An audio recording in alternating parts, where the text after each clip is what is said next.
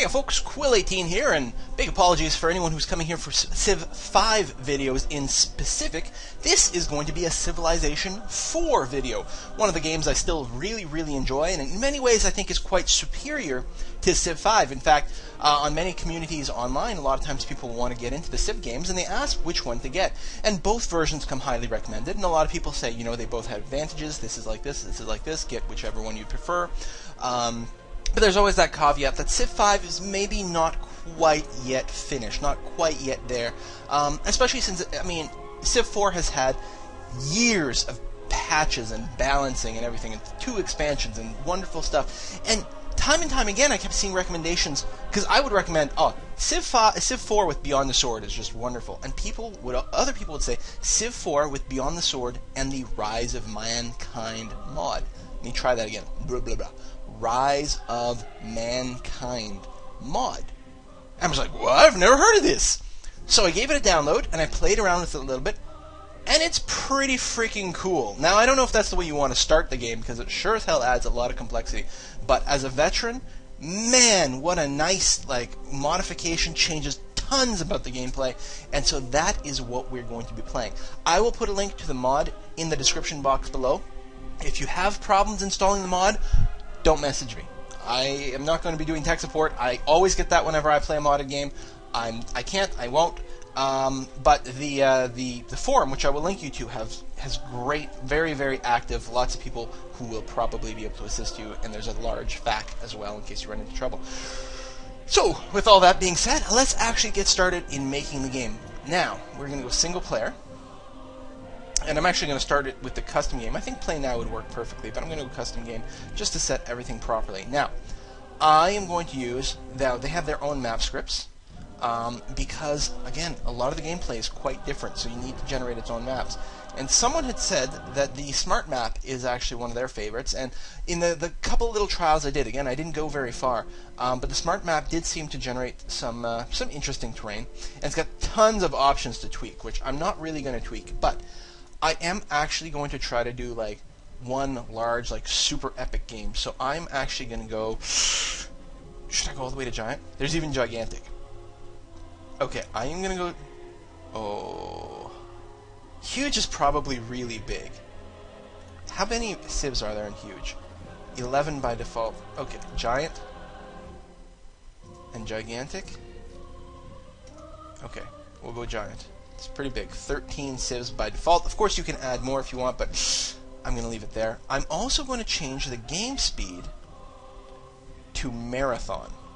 Very slow speed. It's going to take a lot more turns to research everything, and the reason that a lot of people who really want to get into the game, especially at the higher levels, really enjoy the slower rate because your units don't become as obsolete as quickly, so there's a lot more room for tactical gameplay.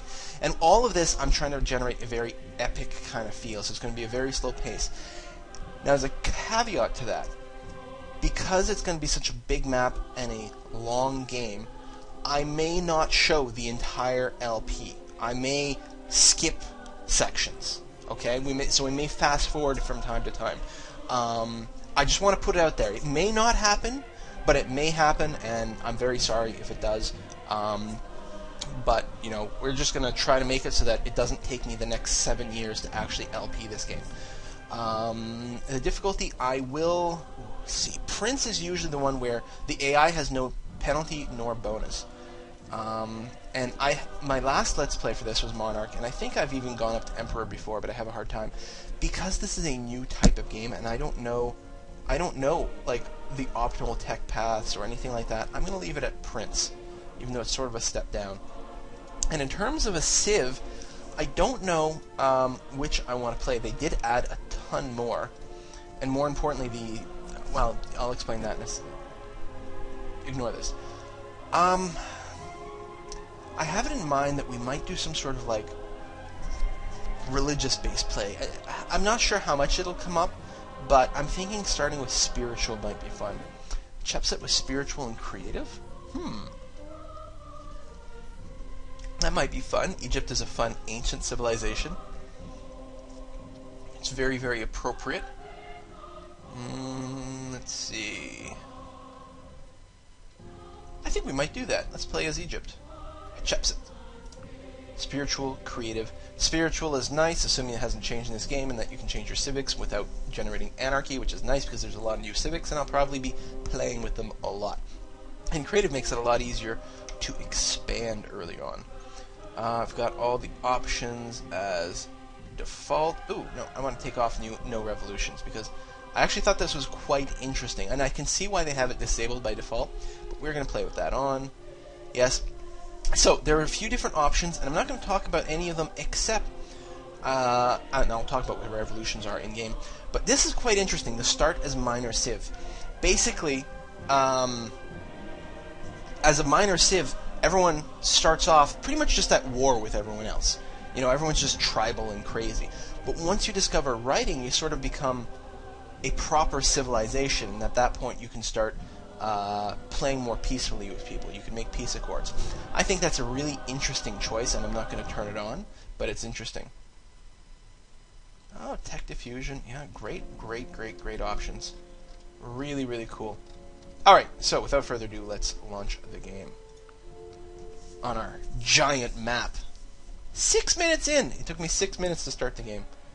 That's got to be a record. I mean, I can't believe it didn't take me any longer than that. My gosh. So, we're setting up the map. Luckily, at this point, Civ's been around long enough that on my computer, picking such a giant map isn't going to cripple it. I'm hoping, crossing my fingers. But it's still taking a little bit of time to produce. Alright. So, the Rise of Mankind... The Rise of Mankind... Why can I not goddamn say this? Rise of Mankind mod is running with the following components. So there's a bunch of stuff turned on. And I'm not going to talk about too many of them here, but again, revolutions is such an interesting topic I will talk about as soon as we got a map. Well, actually, probably once we start expanding. So, we are Hatshepsut of the Egyptian tribe. We'll talk about that word a little bit later. We are spiritual and creative. We start with the wheel and agriculture. And our unique units are the War Chariot, which replaces the Chariot, the T-72 Armor, which replaces the M60 Armor, these are tanks, and the Zebek, which replaces the Frigate. So that's more than before, and a unique building, the Obelisk, which replaces the Monument. It's 6000 BC. We are in the ancient area, and we have started somewhere awfully frosty. I'm going to turn on the grid, makes it maybe a little less sexy to look at, but makes it so much easier. And I'm definitely going to turn on the resource pop-ups, and apparently we have no resources at all within view. Okay, so this mod, one of the things it does is very interesting. Like, normally I would look at this start and thinking, how could the map generator possibly stick me here? Look how much ice we have everywhere. This is absolutely unacceptable. Or it'll start you in a desert, or this or that. But the fact of the matter is, this mod relies a lot more on special resources as opposed to just the land by itself being good. So these starts are actually just what you're going to get in the map generator. That being said, I can't even see a resource. I still can't see a resource. That's a little harsh. Now, part of the reason for that is simply that, let's look at the tech tree briefly. The tech tree is much, much larger. You'll see a lot more density of techs. And it also goes much farther into the future, and I'm actually hoping to play a game that really lasts into the future area, just to play with that. But many of the early techs reveal these special resources. You don't start off knowing it, and I guess that's the problem. With agriculture, it reveals cotton, and there are a few resources you always start with knowing, like wheat, for example, or stuff like that. Corn, I'm not sure. But so, for example, if I research stone tools, then it'll reveal stone and obsidian. Mining will show me gems, gold, silver, lead. Naturopathy will show me bananas, spices, lemons, olives. So we could be surrounded by resources and simply not know about it. That being said, I think I am going to regenerate the map, because I don't think Egypt should start somewhere quite this frosty. So we're going to try again. Which won't take as long. Regenerating a map is pretty quick. A little longer because it's such a big map, but... And anytime now. Oh, where do we go? Okay, so now we're in a warmer area. We do have rice, which we actually started on. Ideally, we'd want it next to us, which is the case. We've got fresh water. In fact, there's lots of little freshwater lakes for irrigation. This map script seems to create a lot of that. I will probably move one tile south, but I'm not 100% sure about that. These are warriors. Too bad they're not scouts, so I can't get, like, slightly better vision.